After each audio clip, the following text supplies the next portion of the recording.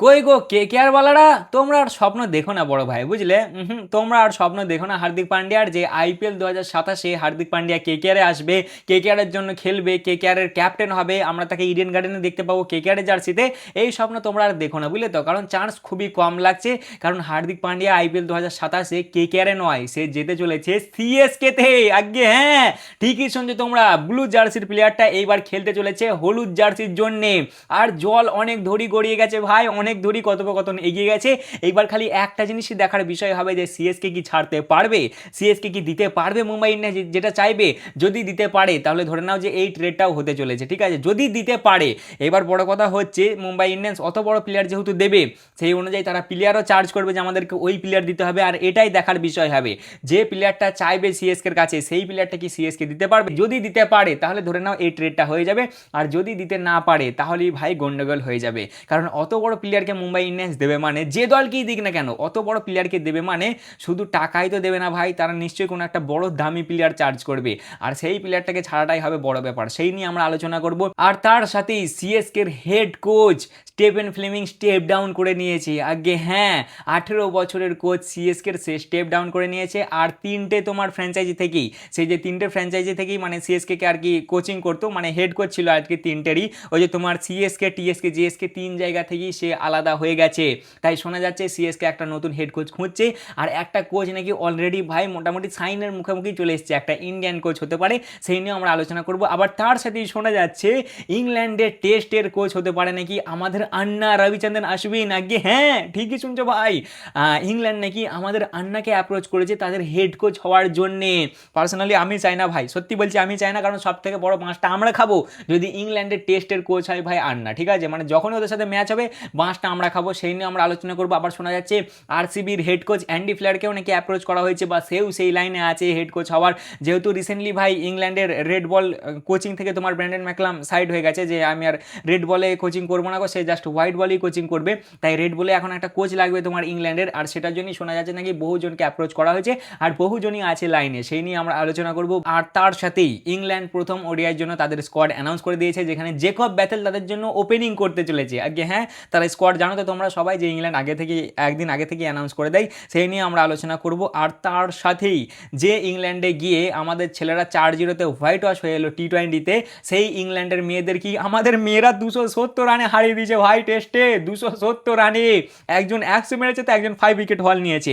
সেই সব কিছু নিয়ে আমরা আলোচনা করব। কিছু ট্রেডের আপডেট আছে, কিছু হেড কোচের আপডেট আছে, কিছু টিম প্লেইং 11 আপডেট আছে, তারপরে হচ্ছে তোমার কিছু টেস্ট ক্রিকেট নিয়ে আপডেট আছে। সব নিয়ে আমরা এক কথায় বলতে পারো যে একটা আপডেট নিয়ে আজকে ভিডিও হবে, যে চারিদিকে কি খবরাখবর চলছে, কি গরম নিউজ আছে, সেই নিয়ে আমরা একটু আলোচনা করব। তাহলে চলো আর বেশি না বকে ভাট, আজকের ভিডিওটা শুরু করা যাক। যারা চ্যানেলে নতুন আছো, এখনো সাবস্ক্রাইব করোনি, অবশ্যই সাবস্ক্রাইব করে নেবে। আর যারা ফেসবুক থেকে দেখছো অবশ্যই ফলো করে নেবে। সবার প্রথমে কোন দিক থেকে শুরু করি বলো দেখিনি? আজকে যেহেতু আমাদের ওডিআই ম্যাচ আছে, তাই ওডিআই দিক থেকে শুরু করা যাক ভাই। ইংল্যান্ড তাদের প্লেইং 11 অ্যানাউন্স করে দিয়েছে, প্লেইং 11 আমি তোমাদেরকে শোনাচ্ছি। আর একটু তো ফাটছে ভাই, মিথ্যে কথা বলবো না, একটু ফাটছে, বাট আমাদের টিম আছে ইয়ার, আমাদের রোকু আছে ভাই, আমাদের বুমরা আছে, তোদেরকে ধুয়ে দেবো এইবারে।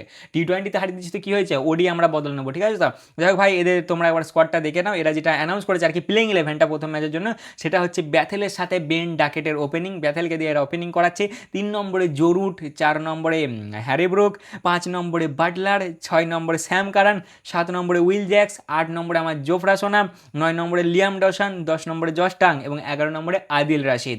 মানে ভাই ধরতে পারো হাফ ইয়েরই আছে তোমার, টি20 প্লেয়ারই হাফ আছে, কিছু কিছু নতুন প্লেয়ারকে অ্যাড করেছে ওডিআইতে। আর এটাই হচ্ছে এদের প্রথম ওডিআই ম্যাচের জন্য আমাদের বিপক্ষে প্লেইং 11। ঠিক আছে ভাই, ঠিকই লাগলো, দেখা যাক আমাদের কেমন হয়, সেটা আমরা আজকেই দেখতে পেয়ে যাবো।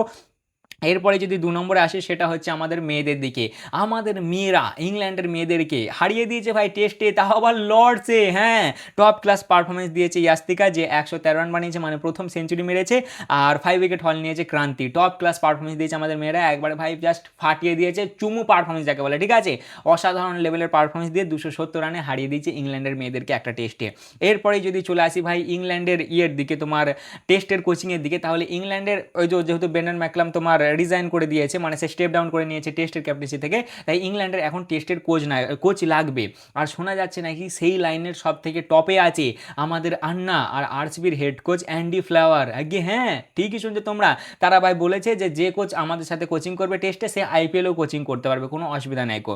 দেখো এবার অ্যান্ডি ফ্লাওয়ার যদি করে না, তাহলে তার জন্য একটু হালকা প্রেশারের ব্যাপার হতে পারে, কারণ লাস্টের দিকে যে না আইপিএল আর তোমার ইংল্যান্ড ক্রিকেটের মধ্যে হালকা একটু ধাক্কি হয়ে যায়, বুঝলে তো। ওদের মানে আইপিএল শেষ হওয়ার আগে ওদের কিছু কিছু ম্যাচ মোটামুটি শুরু হব হয়ে যায়, তাই তখন একটা কোচ দুদিকে হয়ে গেলে না প্রবলেম হয়ে যাবে। যদি আরসিবি ফাইনালে যায় বা প্লে অফসে কোয়ালিফাই করে, আবার যদি ওইদিকে ইংল্যান্ডেরও ম্যাচ চলে আসে, তাই একটু চাপ লাগছে মানে অ্যান্ডি ফ্লাওয়ারটা, বাট হবে না বলা যায় না। কিন্তু শোনা যাচ্ছে নাকি ভাই আন্নার সাথে ভালো রকমভাবে কথা হয়েছে ইংল্যান্ড ক্রিকেটের বোর্ডের, যেটা আমি চাই না ভাই, যেটা আমি চাই না, কারণ আন্না আমাদের সব সিক্রেট জানে, সব জানে। যখনই আমাদের বিপক্ষে খেলা হবে না ভাই, আমাদের ধোঁয়া ছুটিয়ে দেবে আন্না। তাই আন্না প্লিজ তুমি হয় না, ঠিক আছে তো।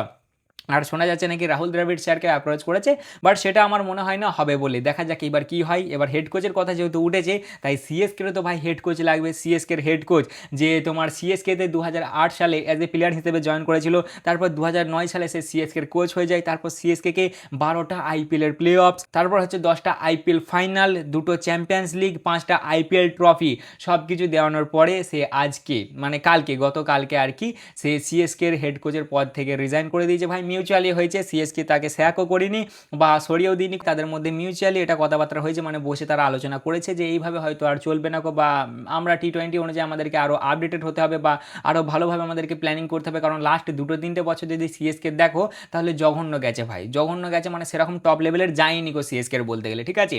ওই জন্যই হয়তো তারা কিছু একটা চিন্তাভাবনা করেছে, দিয়ে তারা এখন মিউচুয়ালি আলাদা হয়ে গেছে। সিএসকে যে 3টে ফ্র্যাঞ্চাইজি আছে, সিএসকে, টিএসকে আর জিএসকে, 3 জায়গায় তিনি হেড কোচ ছিলেন, 3 জায়গা থেকে তিনি রিজাইন দিয়ে দিয়েছেন। এরপরেই যদি আসি 4 নম্বর আপডেট, যেটা আমাদের হার্দিকদাকে নিয়ে, ঠিক আছে। তা ভাই সিএসকে রিসেন্টলি কিছু কুক করছে, যেটা তো বোঝাই যাচ্ছে ভাই তারা কিছু তো একটা ট্রেডের ভেতরে চলছে, বাট যতক্ষণ না শিওর হচ্ছে বলা যাচ্ছে না। দেখো খুবই হাই চান্স যে হার্দিক পান্ডিয়া যেতে পারে সিএসকেতে, ঠিক আছে। আমি তোমাদেরকে একদম মানে শিওর বলে দেবো না ভাই, যতক্ষণ না শিওর হচ্ছে বলা যাবে না, তবে খুবই হাই চান্স আছে, খুবই হাই চান্স আছে। বহু রকম হিন্ট পাওয়া যাচ্ছে চারিদিক থেকে, বহু রকম প্রমাণ পাওয়া যাচ্ছে যে সিএসকেতে সে যেতে পারে, কিন্তু ওই একটাই দেখার বিষয় হবে যে সিএসকের কাছে যে প্লেয়ারটা চাইবে সেটাকে সিএসকে দিতে পারবে কিনা, এটাই হবে দেখার বিষয়। আর তার সাথেই শোনা যাচ্ছে নাকি সিএসকে একটা তামিল অলরাউন্ডারকে নিতে চাইছে ভাই, যে বলও করতে পারবে, ব্যাটও করতে পারবে, আবার ফিল্ডিংও করতে পারবে। এবার সেটা দেখার পরেই কেউ বলছে যে ওয়াশিংটন সুন্দর, আবার কেউ বলছে সাই কিশোরকে নিয়ে একটা আপডেট বেরিয়ে আসছে ভাই, যেটা হচ্ছে তোমার সাই কিশোর নাকি গুজরাট ম্যানেজমেন্টকে জানিয়েছে, এটা আমি শিওর নয়, এটা আমি শুনলাম আর কি, যে জানিয়েছে যে আমাকে তোমরা রিলিজ করে দাও, হতেও পারে ভাই, হতেও পারে রিলিজ করে দাও বা ট্রেড করে দাও, শুনলাম যে এরকম কিছু একটা জানিয়েছে। তাই শোনা যাচ্ছে তারা একটা তামিল অলরাউন্ডারকে টার্গেট করছে, কিন্তু হার্দিকদা তো তামিল নয় ভাই। তবে হার্দিকদাকে নিয়েও আপডেটটা পুরোপুরি চাপা দেওয়া যাবে না ভাই, হার্দিকদা নিয়েও কথাবার্তা চলছে, আর তার সাথে একটা তামিল অলরাউন্ডারকে নিয়েও কথা চলছে। এবার হাই চান্স হতে পারে সেটা তোমার ওয়াশিংটন সুন্দর বা সাই কিশোর, কিন্তু আমার মনে হয় কে জানো তো, বিজয় শঙ্কর, ওটা একমাত্র বিজয় শঙ্করই হবে ভাই, তাছাড়া আর কেউ হবে না।